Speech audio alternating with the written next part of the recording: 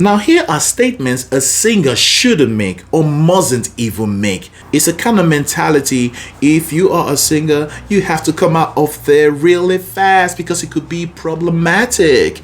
Now, if you are in training or maybe in the early career stages of your singing development, you have to understand why these statements can be problematic and what better mindset or language you can adopt as a singer instead. If you can talk, you can sing. There is really nothing to it. Breathe in, breathe out, add a little vibrato. Yes, anyone can sing, but you gotta be consistent. Know your do re mi is just like 1, 2, 3. You will be the best and you will sing so well. It's time to sing with Frank at TBL.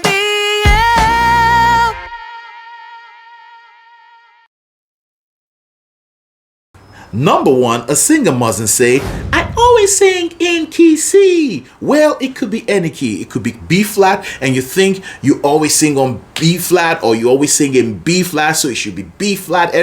Any song should be B flat. No, or it could be key G. It could be any key. Just insert any key there. But a singer mustn't say he or she sings in a specific key all the time. Now, here's where the problem is. Saying this implies you're inflexible or not comfortable adjusting your voice to suit different songs, arrangements, or musical collaborators. In reality, a well-trained singer actually should be able to sing in a range of keys appropriate for their voice type and for the context. For instance, live performances, or studio recordings, or a group singing. Instead of saying that, here's a better approach. Say, I'm most comfortable around key C, which is the key you mostly sing on, but I can adapt depending on the arrangements. Another reason is all songs are not the same. While 70% of songs you sing could suit, key C or the key you normally sing, right? 30% you find them to be maybe too high or too low for comfort. It takes you too low to an area your voice doesn't even shine. The best of your voice doesn't really show or come out. That could also be a problem. So I understand why people or singers say that, because they always like to be in their comfort zone. But sometimes it could also be a problem. Like I said, you find some songs, even though they are the same key, they sound too high in that same key or too low because of how the song was composed, maybe in another area of the scale or the key. Yeah. So I think in this case, what you have to do is, if it's a song already out there, why not stick to the original key? Okay, maybe you're an alto voice and it's a soprano voice or soprano singer that sang it originally. Okay, you can just drop it, but not by too much. You can go a semitone down or 2 semitones down, but not too much, okay? And maybe you are a guy who wants to sing a female-led song. That's understandable. You can go further than that, but not too much. Okay, not too much. The whole goal or the whole aim is to keep your voice at that level where your voice shines best. Here's another one singers shouldn't say. So number 2, I don't need to warm up. Why is it a problem?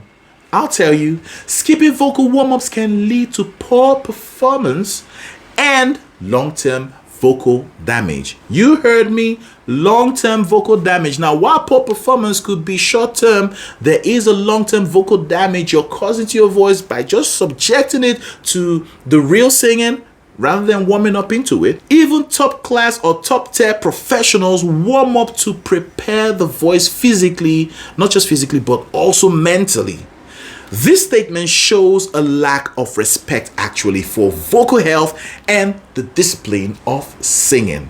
Here's a better approach. Instead of saying that, why not say, I make time for vocal warm-ups. They really help my tone and control. Here's number 3. A singer shouldn't say, I don't need to practice. I already know the song. Are you sure? Why is this a problem? Knowing the lyrics and melody isn't the same as preparing a song for performance.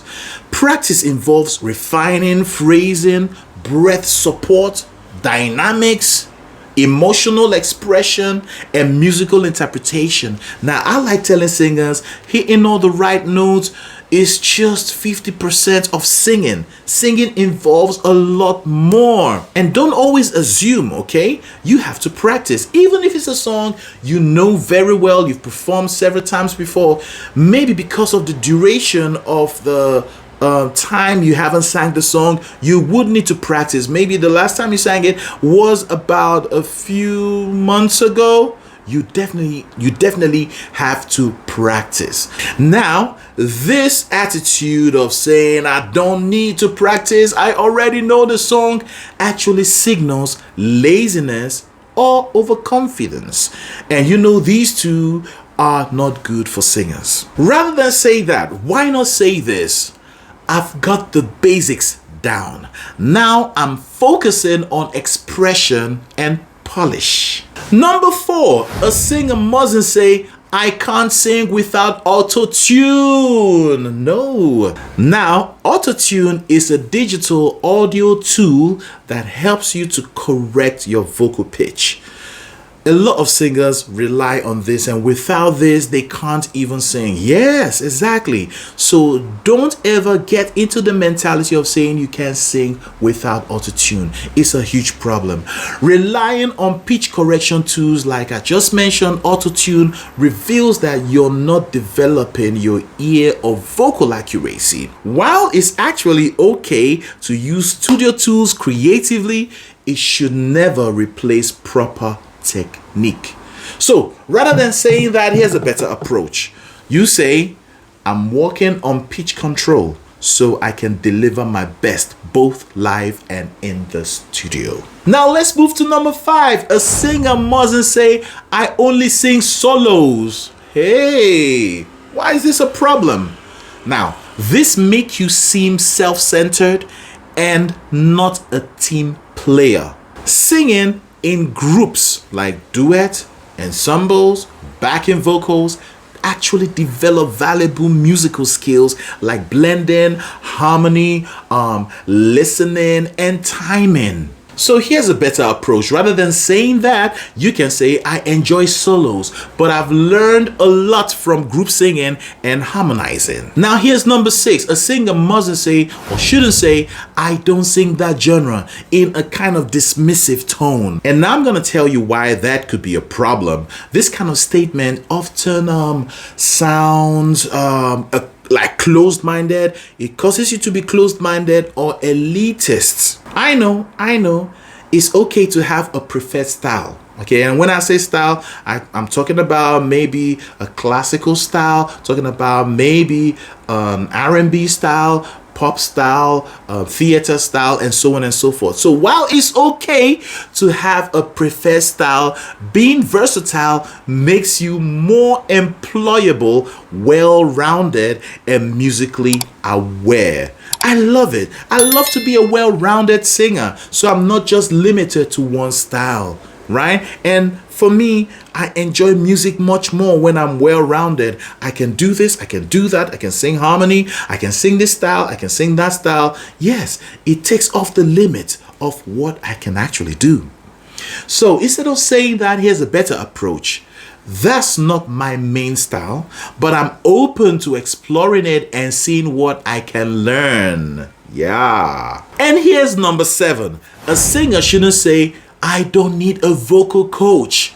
This could be a problem because even professional singers continue working with vocal coaches to maintain and improve technique. This statement actually implies you believe you've arrived and have nothing left to learn. Yeah, I've arrived and I have nothing left to learn. I've learned it all. Really? This is rarely true. Here's a better approach. Here's what to say rather than that. You say, I've learned a lot on my own, but working with a coach keeps me sharp and growing. You know, when I was developing my voice, I had to seek help. That was several years ago. I had to seek help. I had to buy courses by established vocal coaches, and that began the journey, and the rest is history. I had to invest in myself.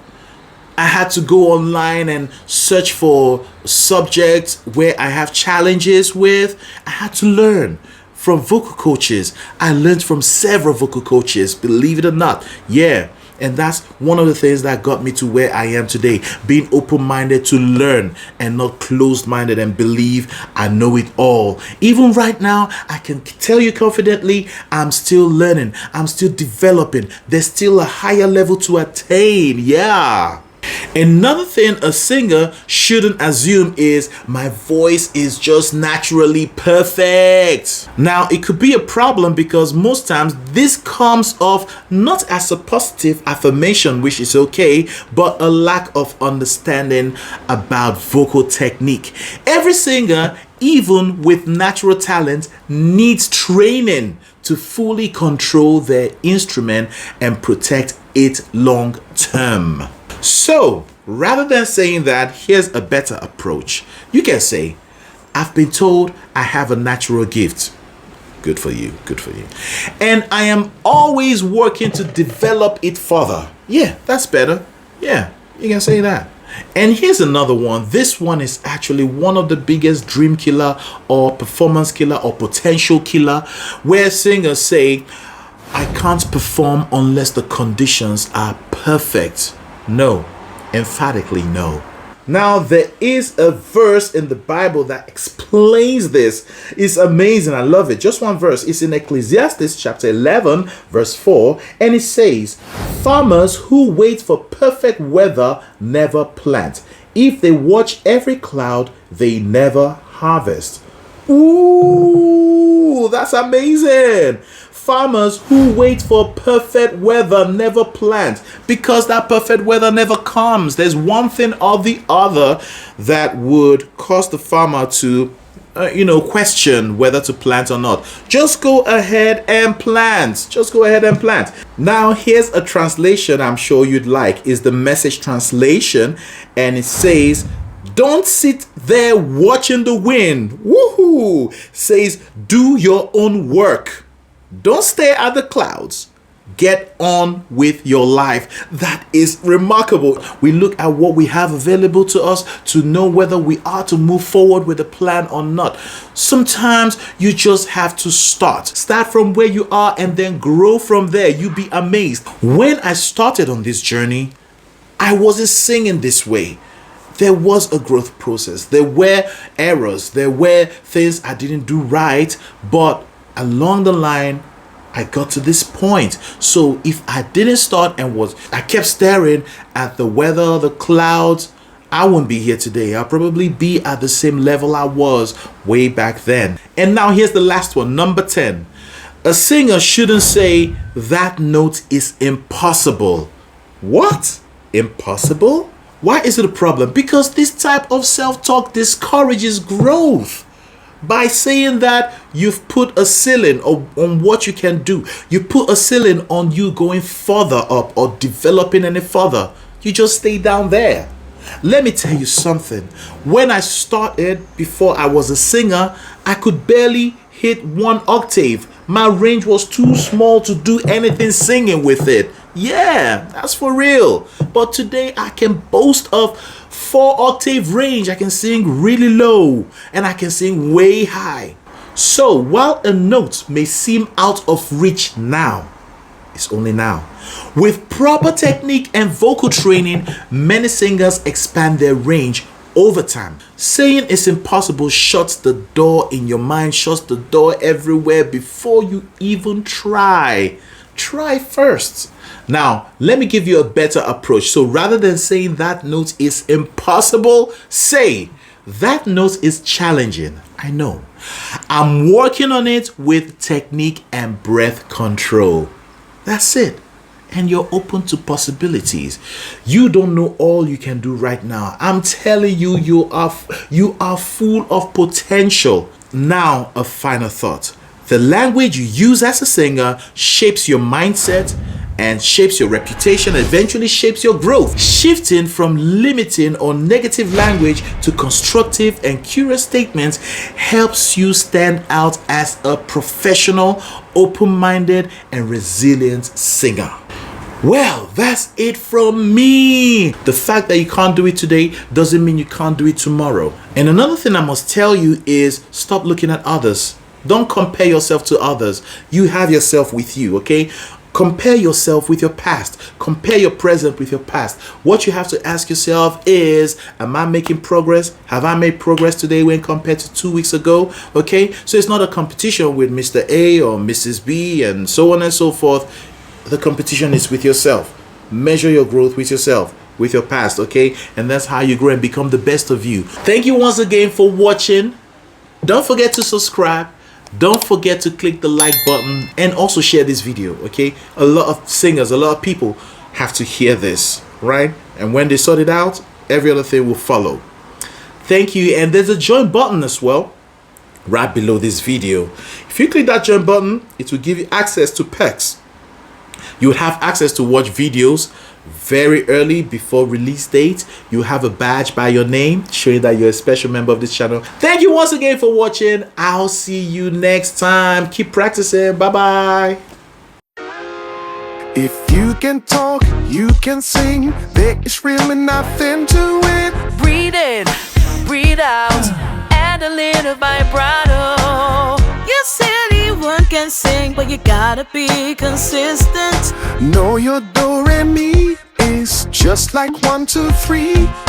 You will be the best and you will sing so well. It's time to sing with Frank and T.